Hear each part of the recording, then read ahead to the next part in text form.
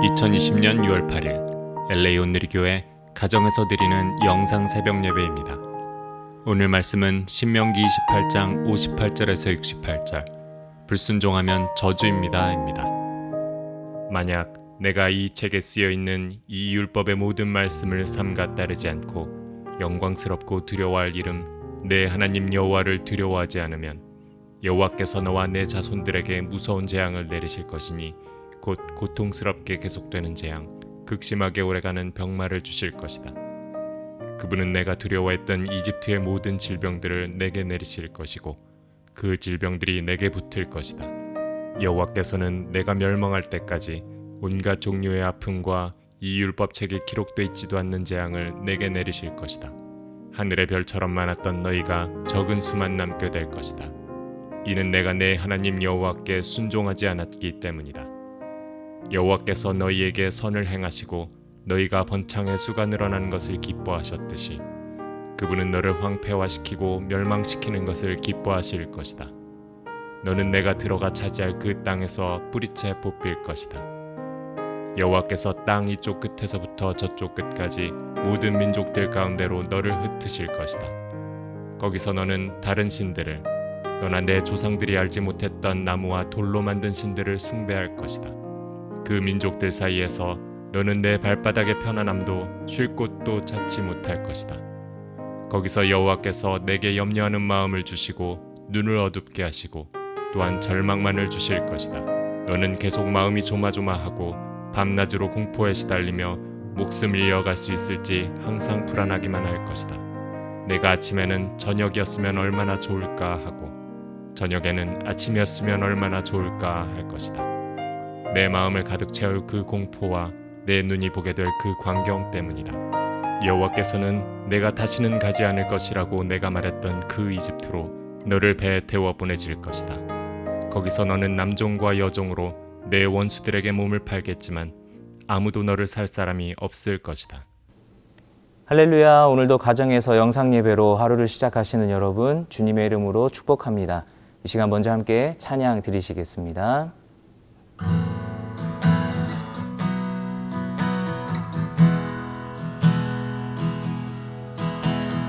나의 마음을 정금과 같이 정결케 하소서. 나의 마음을 정금과 같이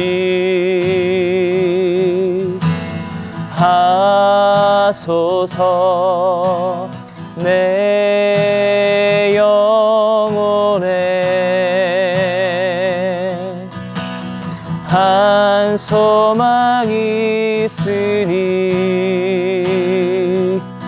주님과 같이 거룩하게 하소서. 나의 삶을 드리리 거룩하게 하소서. 주님 나를 받으소서.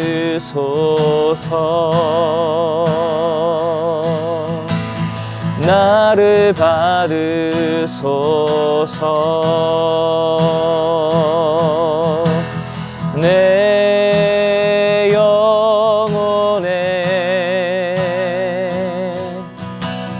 한 소망이 있으니 주님과 같이 거룩하게 하소서. 나의 삶을 드리니 거룩하게 하소서. 주님 나를 받으소서.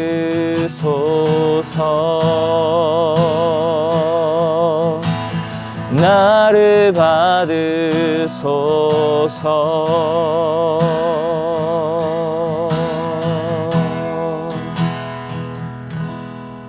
아멘. 할렐루야. 6월 8일 월요일 아침입니다. 어제 귀한 예배의 감동이 또 이 한 주간 계속되기를 예수님 이름으로 축복합니다. 레미제라블의 저자인 빅톨 위고는 평생에 2권의 책을 가장 아꼈다고 합니다.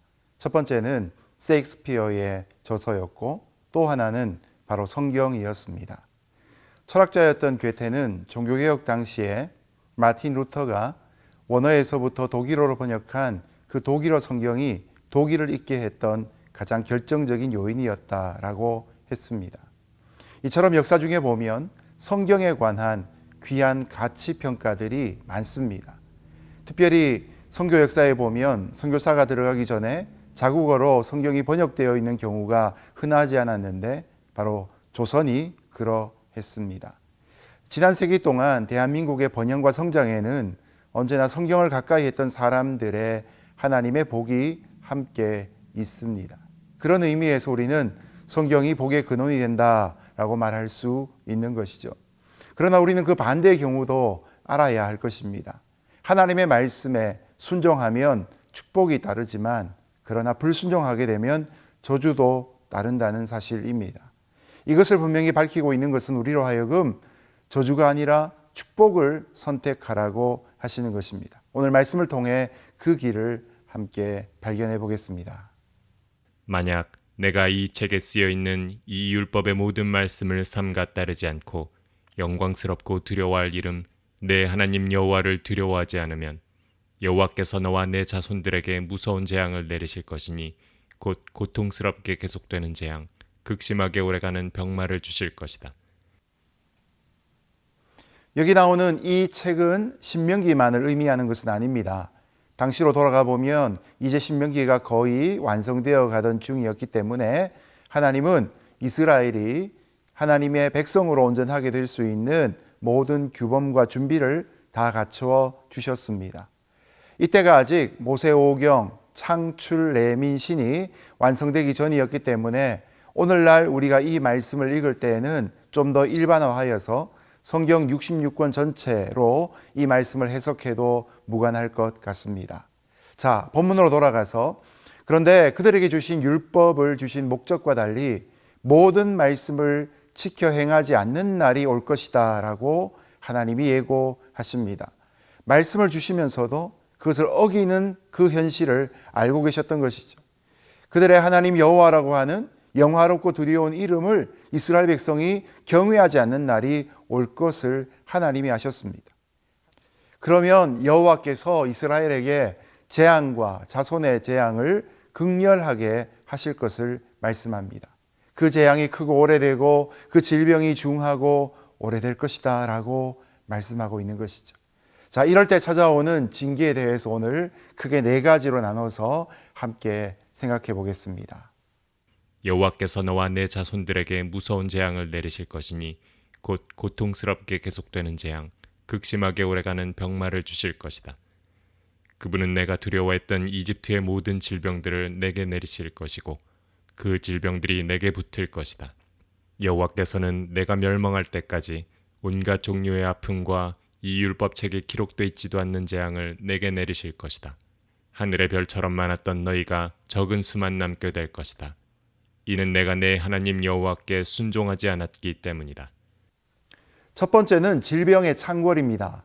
이스라엘이 하나님을 경외하지 않으면 하나님께서 이스라엘을 두려워하던 모든 질병을 그들에게 가져다 이스라엘 사람들의 몸에 달라붙게 하실 것이다 라고 말씀합니다. 그리고 아무리 하늘의 별과 같이 많았던 이스라엘 자손이라 할지라도 남는 자가 많지 않을 것이다 라고 경고하십니다. 요즘만큼이나 이 말씀이 절박하게 다가올 때가 없을 것 같습니다. 우리가 겪고 있는 현실이 바로 이 말씀과 비슷한 것이죠. 물론 코로나 바이러스가 하나님의 징계는 아니라 할지라도 인간의 교만과 또 물질주의, 만능주의 이런 것의 결과로 결국은 창조 질서가 무너지고 재앙이 인류에게 닥치게 된 현실임을 말하고 있는 것이죠. 인류의 의술이 아무리 발전을 해도 아직도 규명하지 못한 질병의 이름과 원인들이 얼마나 많습니까? 이 빙하가 녹고 오존층이 파괴되고 해수면이 올라가는 등의 문제가 여러분 무엇 때문에 생긴 것입니까? 결국 인간의 죄와 오만의 결과임을 누구도 부인할 수 없습니다. 우리는 이 코비드-19 사태를 겪으면서 새로운 일상, 곧 뉴노멀의 시대로 들어갈 것이다 라고 사람들이 예고하고 있습니다. 그렇습니다. 우리가 맞이해야 되는 그날은 결코 2020년 1월이나 2월로 돌아갈 수는 없을 것입니다. 여러분, 우리가 새롭게 맞이하는 시대에는 이런 계기를 통하여서 하나님의 창조 질서로 돌아가고 우리의 습관을 바꾸는 것으로 회복되어야 할 것입니다. 이런 일을 위해 기도하고 고민하고 행동할 수 있는 저와 여러분 되시기를 바랍니다. 여호와께서 너희에게 선을 행하시고 너희가 번창의 수가 늘어나는 것을 기뻐하셨듯이 그분은 너를 황폐화시키고 멸망시키는 것을 기뻐하실 것이다. 너는 내가 들어가 차지할 그 땅에서 뿌리채 뽑힐 것이다. 여호와께서 땅 이쪽 끝에서부터 저쪽 끝까지 모든 민족들 가운데로 너를 흩으실 것이다. 거기서 너는 다른 신들을, 너나 내 조상들이 알지 못했던 나무와 돌로 만든 신들을 숭배할 것이다. 두 번째는 흩어짐입니다. 이스라엘이 순종할 때에는 하나님께서 이스라엘에게 가장 선한 것으로 주셔서 그들을 번성하게 하셨습니다. 그런데 우리가 기억해야 될 것이 하나가 있습니다. 축복이 들어오는 방법 그대로 저주도 들어온다는 사실입니다. 어제까지 받았던 축복의 그 제목이 하나님 앞에 말씀을 어기는 삶을 살게 되면 저주의 제목도 될 수 있다는 것이죠. 그래서 이스라엘 백성들이 불순종하여서 그 결과로 축복의 땅을 잃어버리고 이 땅 끝에서 저 끝까지 만민 중에 흩어질 것이다 라고 말하는 것이죠. 과거에는 이집트에서 노예 생활을 했어도 그래도 가족들이 모여 있었습니다. 그러나 축복을 잘 관리하지 못하면 결국 온 세상으로 흩어져 버리게 되는 것입니다. 실제로 이스라엘이 하나님을 경외하지 않았을 때 만민 중에 흩어져 버리지 않았습니까?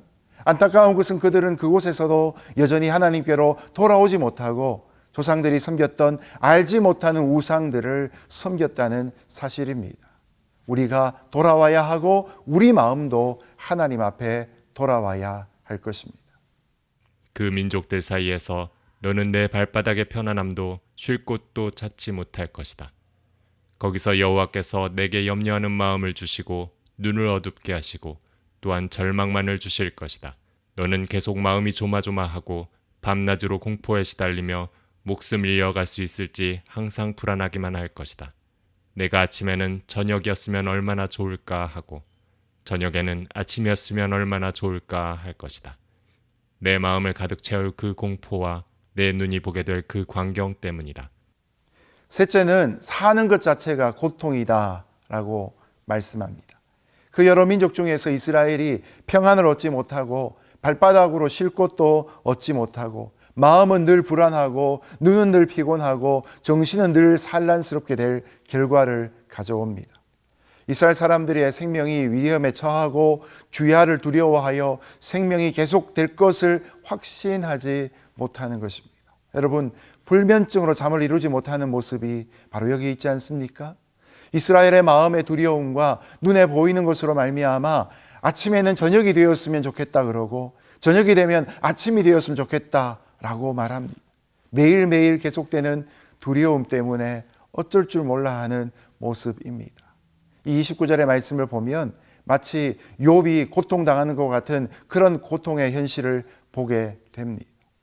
우리가 당하고 있는 고난이 커져서 그저 시간만 흘러가기를 바라는 그런 삶이 바로 말씀을 떠나 있는 우리의 모습입니다. 모든 우리의 불면증과 모든 우리의 산란한 마음들이 오늘 하나님의 말씀으로 집중될 수 있기를 예수님 이름으로 축복합니다. 여호와께서는 내가 다시는 가지 않을 것이라고 내가 말했던 그 이집트로 너를 배에 태워 보내질 것이다. 거기서 너는 남종과 여종으로 내 원수들에게 몸을 팔겠지만 아무도 너를 살 사람이 없을 것이다. 마지막 네 번째는 종으로 팔려가게 될 것이다 라는 것입니다. 이것은 제일 큰 저주입니다. 여호와께서 이스라엘을 배에 싣고 전에 이스라엘에게 말씀하여 이르시기를 이스라엘이 다시는 그 길을 보지 아니하리라 하셨던 그 길로 결국 이스라엘을 애굽으로 끌어가실 것입니다. 이집트에서 이스라엘은 종으로 이민족에게 팔리려고 하나 그들을 살 사람이 없게 되는 비참한 운명에 처해지게 됩니다. 여러분, 이상의 내용들이 바로 하나님께서 이스라엘과 모압 평지에서 맺은 언약입니다. 그런데 실제로 AD 70년에는 로마의 티투스 장군이 예루살렘을 함락시키고 유대인 17,000명을 로마의 노예로 끌어가게 되었습니다. 말씀이 역사 속에 그대로 이루어진 모습을 보게 되는 것이죠. 오늘 우리가 받은 자유를 귀하게 여기고 하나님 안에서 하나님 주신 자유로 인하여 예배의 기회를 위해 사용할 수 있기를, 또한 부르신 소명을 위해 쓰임받을 수 있기를 예수님 이름으로 축복합니다. 이제 말씀을 맺겠습니다. 불순종의 결론은 언제나 저주입니다. 그러나 우리에게는 언제나 돌이킴의 기회가 있습니다. 큰 물고기 뱃속에 있었던 요나처럼, 돌아온 탕자처럼, 예수님의 십자가에 있었던 한편의 강도처럼 마지막이 다해갈수록 고통이 클수록 우리에게는 깊은 회개의 시간들이 예비되어지고 있습니다. 여러분, 돌아가는 길이 복잡하고 힘들다 할지라도 돌아가는 길을 마다할 이유는 우리에게 없을 것입니다. 오늘도 우리가 당하고 있는 모든 불의한 현실 속에서, 고통받고 있는 현실 속에서, 잠자지 못하는 불면의 밤 속에서 우리의 영혼이 깨어나서 하나님께로 돌아가고 흩어짐을 면하여 하나로 모이고 한 이름, 예수 그리스도의 이름으로 하나님께로 예배자로 나아갈 수 있는 그날이 속히 올 수 있기를 예수님 이름으로 축복합니다. 오늘 하루도 하나님의 평강이 함께 하시기를 주님 이름으로 축복합니다. 함께 기도하겠습니다. 고맙고 감사하신 하나님, 오늘도 우리 연약함을 돌보아 주시고 우리의 죄성이 하나님 앞에서 징계받게 됨을 깨닫게 하여 주시고 삶에 깨닫고 누리는 모든 고통 속에서 이것이 우리에게 주시는 하나님의 음성인 줄 알게 하여 주옵소서. 오늘도 연약한 우리 모든 삶에 하나님의 회복이 있기를 간절히 원하며 우리의 이름 대신 예수님의 이름으로 기도드렸습니다. 아멘.